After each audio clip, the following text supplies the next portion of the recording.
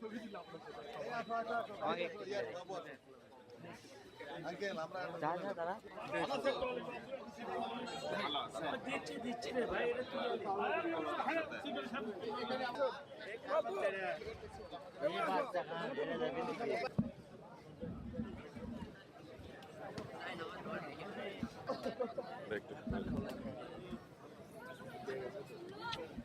উল ফিতরের সবাই আনন্দ নিজেদের পরিবারের সঙ্গে ভাগাভাগি করে নেবেন এবং আত্মীয় স্বজন এবং গরিব মানুষ যারা আছে সবার সাথে ভাগাভাগি করে নেবেন।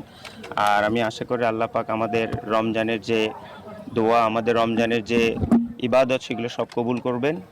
আর যেটা বললেন, ইনশাল্লাহ আল্লাহর অশেষ রহমত এবং আপনাদের দোয়াতে আমি আসলে জেদ্দাতে যখন আটকা পড়েছিলাম আসলে খুবই টেনশনে ছিলাম। আল্লাহর অশেষ মেহেরবানিতে আমি সেটা আসতে পেরেছি। প্রায় 1.5 দিনের মতো ছিলাম আমি ওখানে, আলহামদুলিল্লাহ। আর এখনও যারা আছেন আমি আশা করি যে ইনশাল্লাহ তারা শীঘ্রই তাদের ফ্যামিলিতে পৌঁছে যাবেন। আর সামনে খেলা আছে আমাদের অনেক, দোয়া করবেন ইনশাল্লাহ।